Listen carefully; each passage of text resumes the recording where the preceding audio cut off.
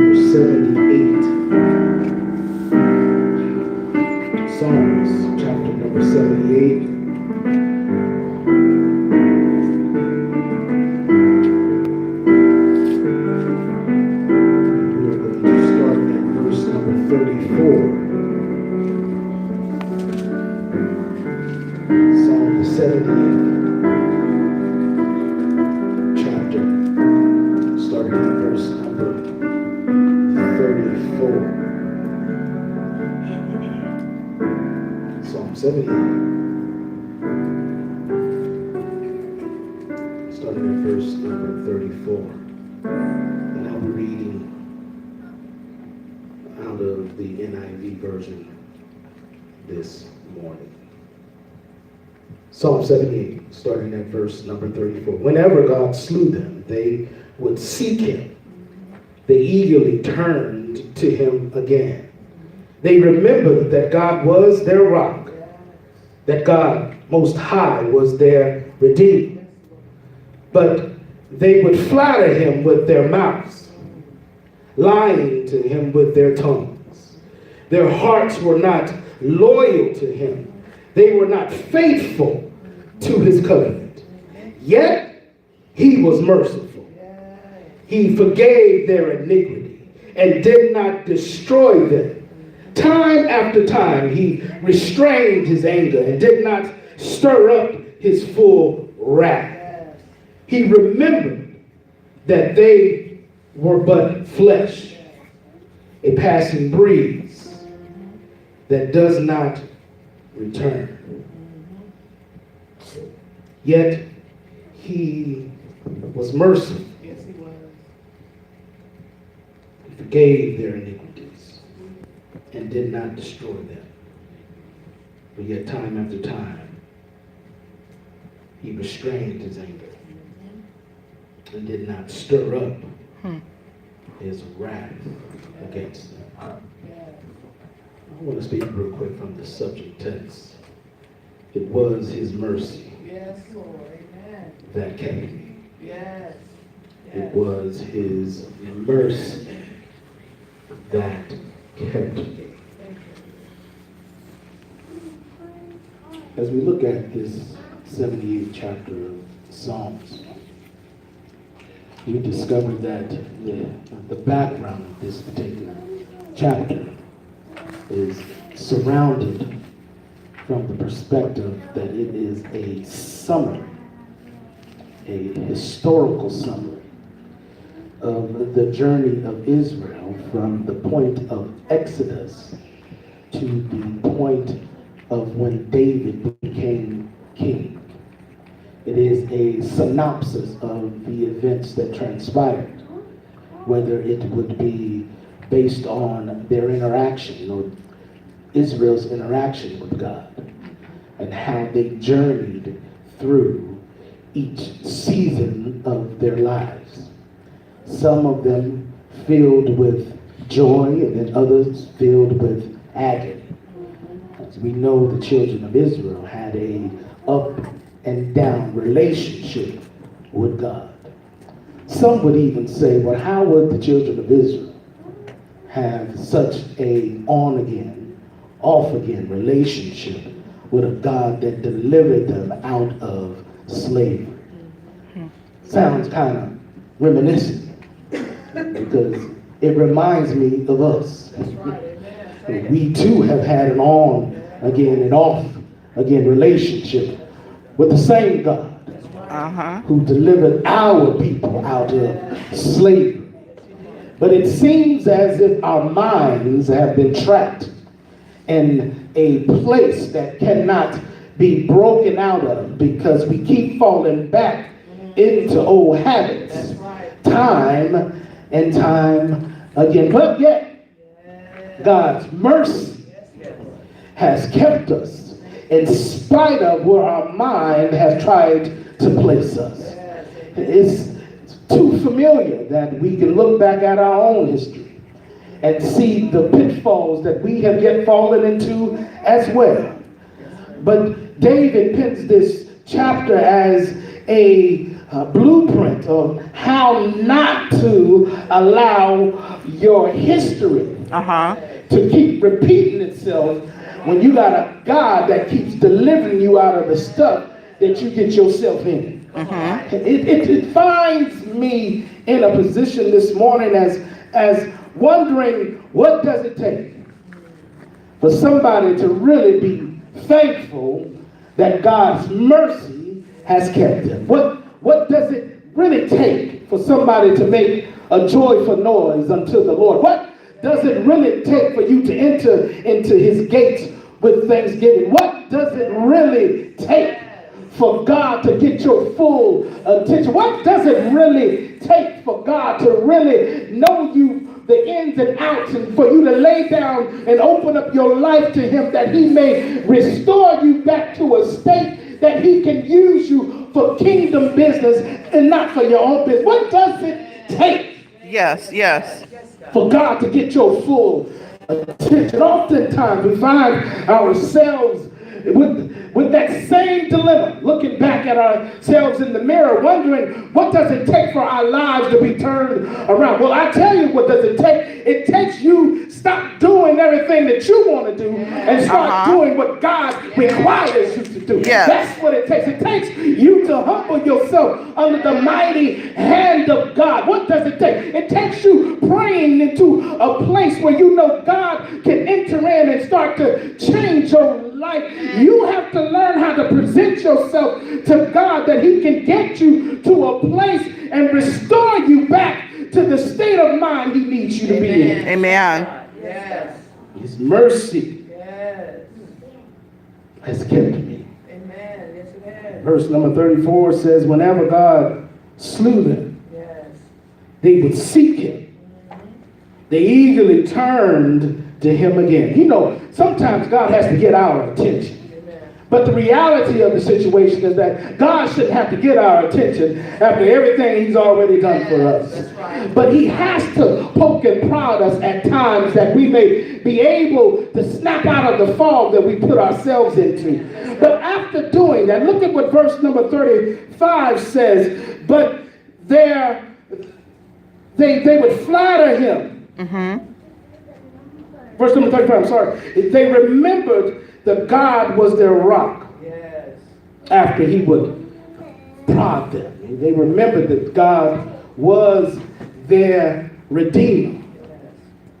But after doing all of that, the text goes on in verse number 36. It says, but they would flatter him with their mouths and lie to him with their hearts. In other words, they talked a good game, but they didn't believe what they talked. They said he was excellent, but didn't believe he was that excellent. They said he was glorious, but didn't believe he was that glorious. They said he was mighty, but didn't believe he was that mighty. They said they revered him, but they didn't revere him that much because they never turned from their wicked ways. Are we in a state where we are flattering God with our mouths? Are we just coming here just as a routine? Are we in a position where we are just saying, thank you, Jesus, just because it sounds good? Are we cracking open our Bibles, reading familiar scriptures just because that's what grandmama told us to do? Or are we really in a position where we are trying to change our lives? Are we trying to get closer to God? Are we trying to fulfill the requirements of having a fulfilling relationship with God? Or are we just going through the motions? You know how we can be when we go through the motions. You know, every day we get up and go to work, we just go through the motions because you know there's some stuff we put off when we even get to work, even though we get paid, but we just going through. You know how we go through the motions when we go to family gatherings and you see everybody, you put that big smile on your face and you tell them, oh, I haven't seen you in so long. I missed you, knowing full well that you ain't thought about them since the last time you see. You know how we go through the motions of seeing folk who we ain't seen in so long, and we put on that fake smile and that fake caring attitude and having them believing that we are so glad to see them, but knowing full well that the last time we saw them, we wish we hadn't saw them, but we putting on this face and this air to believe or to make them believe that we have some type of care about them. Don't you know that God feels the same way when you are not drawn to him to get closer, but you flatter him with your mouth as if it's something that he needs? Look, he said he'll have the rocks cry out. Come on. And don't you know that when you don't do it out of the love of your heart, that God sees that you are not in the stuff that you are thanking him for? Don't you know that the reason why your praises don't only go up to the ceiling and don't reach the heavens is because your heart and your mind is not in it? Because sometimes you have to know that if your praise was that sincere, you still wouldn't be in the position that you were in, because true praise, when it goes up, blessings come down. Come on. Yes, say it, Pastor. Amen. Thank you, Lord. People are playing this game with God like they're doing him a favor. Like you being here made him feel so much better. Forgetting the fact that it should be the other way around. That's right. That's right. That you being here feels so much better with him because it was by his hand that we were able to get to the house of God this morning. It's troubling my spirit that week after week we play a game with God as if he doesn't know the game we are playing. It troubles my spirit when I know that we are playing the flattering game, or this game where we're lying to ourselves about our own walk with Christ, knowing full well that we are not where we should be. But it begs the question, how long will you play with God before he has to really get your attention? Because here we find that time and time again, he had to get the attention of the children of Israel.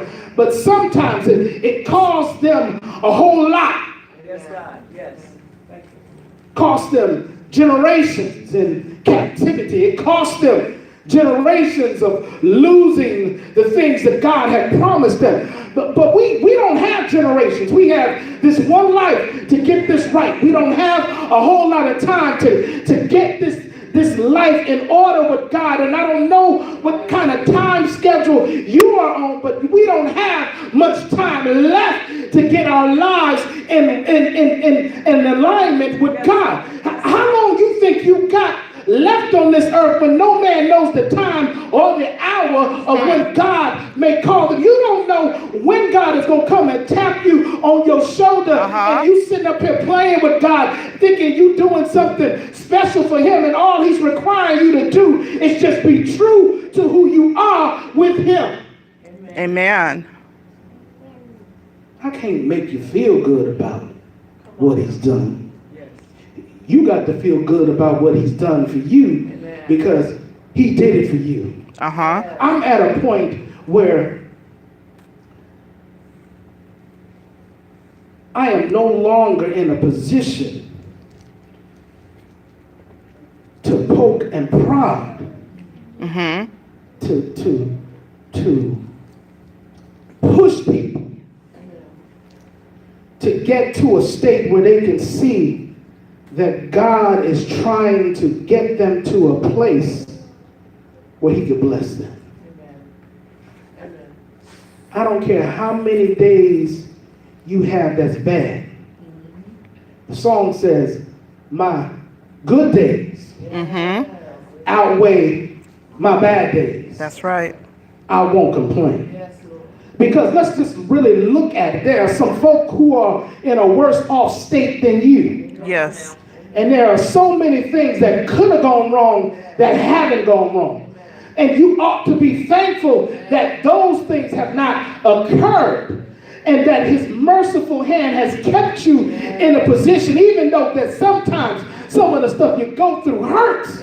Yeah. It could sure be a whole lot worse than it is now. Yes. And we sit there not honoring and thanking God for that reason that things could be worse, but complaining about the fact that what we're going through is something that is not up to our liking, because we got to go through it. And the Bible has already told you he'll never put more on you than you can bear. Then what else is there to complain about? Because he's already told you he built you for this.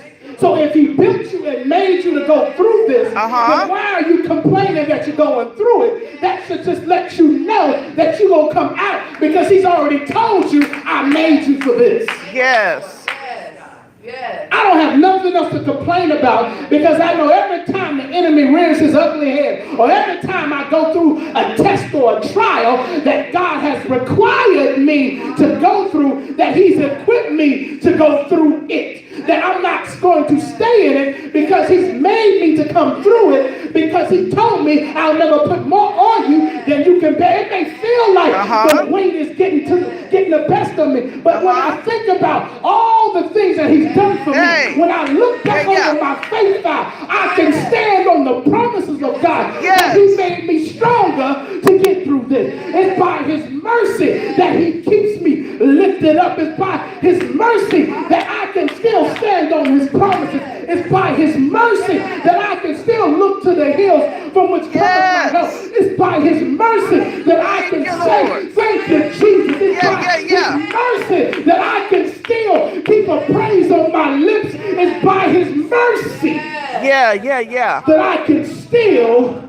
know that I'm coming through. Yes, thank you, Lord. Yes. Thank you, Lord. I don't have to flatter him. That's right. To lie to him. That's right. Because I know what he can do. That's right. Amen. Amen. And I keep telling folk, if he don't do it now, That's right. it's not because he couldn't. That's right. Say it. It's because something else is at play. Yes, that's right. And oftentimes when we go through stuff, Yes, Lord. we ought to ask God, what is it that you're trying to show me? Yes. Yes. What we ask God is, bring me through.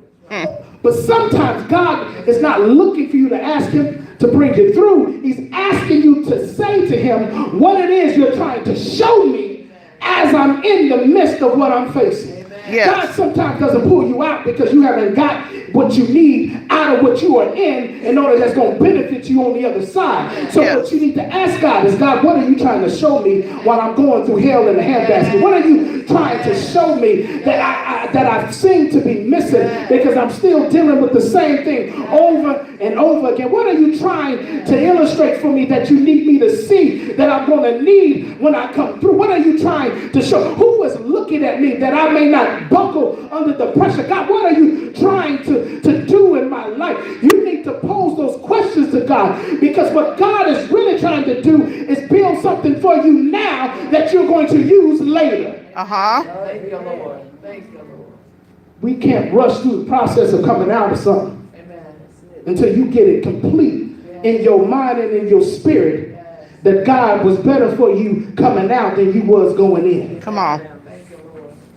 I don't care how good the cake smells when it's baking in the oven. You gotta wait till it's done and before you take it out. That's right. It may look like it's done on the surface, and when you look through the window of the stove, it is beautiful. But as soon as you open up the oven and begin to pull the rack, you notice it's still a little shaky. It hasn't set completely. It's not done in the middle. It looks like it's finished on the outside. But when you stick that toothpick in it, because mama told you, you got to check with a toothpick, and it comes out wet, then that means it is not done yet. See, God is just trying to tell you, look, I'm not finished with you yet. You have to stay in this mess. You have to stay in the furnace. You don't have to stay in the storm, because what I'm trying to bring in you has not been reached to its full capacity yet. But just hold on just a little while longer, and when you come out, you're going to come out as pure gold, because I put you in there to come out shining better than you were when you went in. Come on. Hallelujah. Thank you, Lord. Yes, God. That's what his mercy will do for you. His mercy will remind you that even though I'm in the midst, I'm in the fight of my life, it doesn't mean that I'm about to be defeated. It just means that I got to get stronger, and I got to get to a deeper resolve with my life, so that when I come out, I'm coming out smiling and not coming out crying. Yeah. Yes, thank you, Lord. Some of the worst things we've been in, Yes, Lord. we didn't want to stay in them long. Amen. Don't nobody want to stay in something that they don't want to be in long. Amen. But you have to know that the reason why God holds you in that space is that he's trying to make sure that what he puts in you is complete first before he brings you out. You think Jonah wanted to stay in the belly of the great fish for 3 days? I'm sure he was ready to go after one. But it wasn't in him yet completely of what God was going to require him to do and the assignment that he needed him to do until God felt it complete enough to spew him out in the place where he could complete the task that he was required to do. Sometimes you got to stay in longer because you're not to the destination where God needs to put you in order for you to benefit or to walk in the assignment that he has for you. It can't just be when you want to get out. You have to make sure that when God puts you out, he goes to put you out in the right place at the right time, doing the right assignment to produce the effectual result that God has designed for it to come out of your walk. We want stuff done quick and in a hurry. Yes, God. Amen. Don't take all that. Sometimes we got to stay in longer Amen. because the assignment is greater. We may see the assignment as being small because we are looking at ourselves in the now. And you're saying to yourself, I'm not all that. I don't have a bunch of stuff that I can rely on through my life. I'm young. I don't have this long list of things that God has done and brought me through. He healed me from this, brought me through that. I don't have all of that. But what you do have, God is trying to prepare you not for your now, but for your later. Yeah.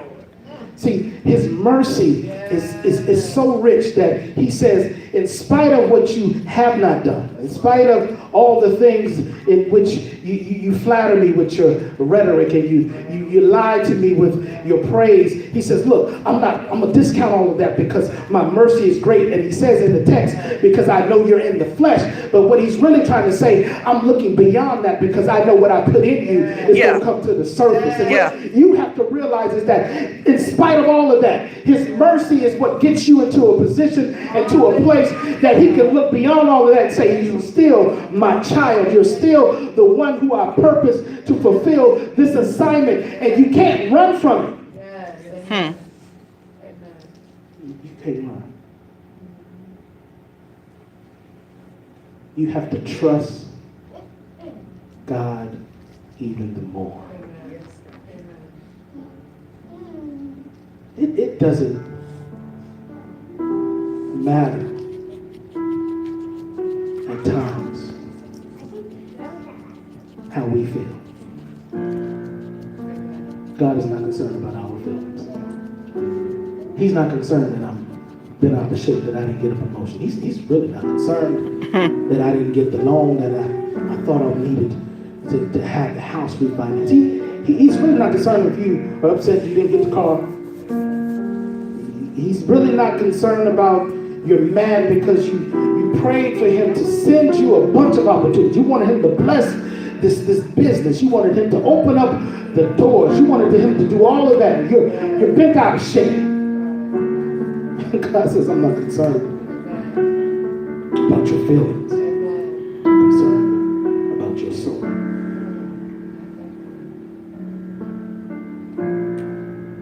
And I'll say it again. What does it profit a man to gain the whole world? In other words, everything that you desire, but to lose your soul. I don't know what we could see or say about the past 7 years. That money don't make you better. Of all the people who have succumbed to drug overdoses, suicides, people who we look at who have big pocketbooks and huge careers and who are celebrities and held in high esteem, but something was missing. They still were empty, even though they had so much stuff. Sometimes you have to look at, it's not the stuff that you need, but it's your God and his mercy.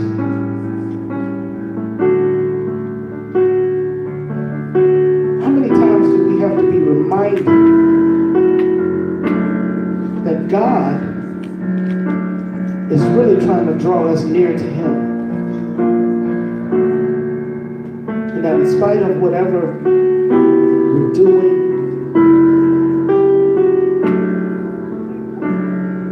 we spend more time moving away from him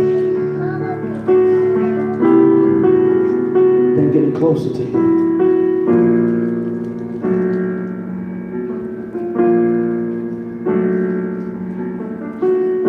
I thank God for his mercy.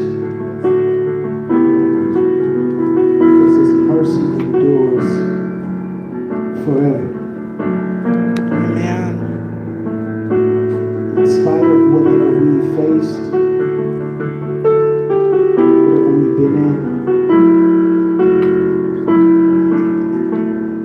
mercy has been right there with us.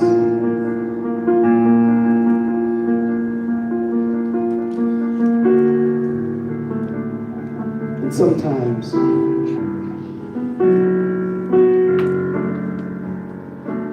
people don't see how good God has been. Certainly, Israel had its issues dealing with the goodness of God and not seeing how good He had really been to them because they were more concerned about themselves and not Him.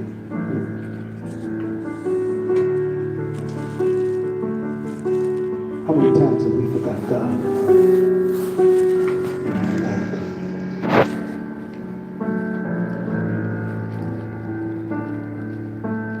And we have the nerve to say to God, charge it to my head, not my heart. God knows my heart. He knows I love Him. He knows I trust Him. Really? Does He? Why don't you ask Him? Why don't you ask God how He feels about you and your relationship? And wait for the answer. Don't just say it and just move on. Well, wait for the answer. But I thank God that He don't base my blessings off of my relationship with Him. Because we all in the same boat. You know how we are. We good one minute, on ourselves the next. Because we're in this flesh. Yeah. You let somebody tell you they are always in the holiest of holies. That is not true. And if you are sitting in their church right now, you need to get up and hit every exit. Because we all come short. Yeah. Whether by thought or by deed. Every day we got a reason to ask God to wash us and to forgive us. That's true. Yeah. I know we can look at folks and be like, oh, I can never see him doing that. He's never said anything catchy, but okay. Keep on believing. You may not have heard it, but you don't know their thoughts. That's right. You don't see him behind closed doors. But I thank God for His mercy to get us right. To look beyond our faults and to see our needs.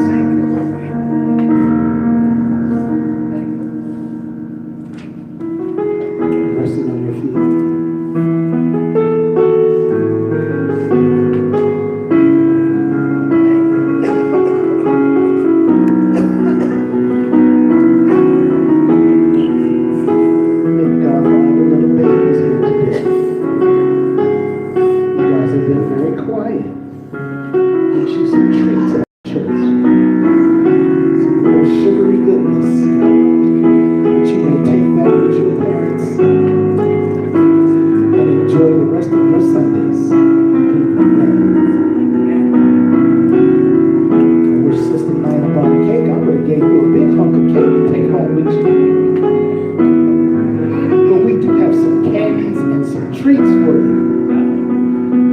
That you may enjoy the rest of your Sunday with your godmothers, fathers,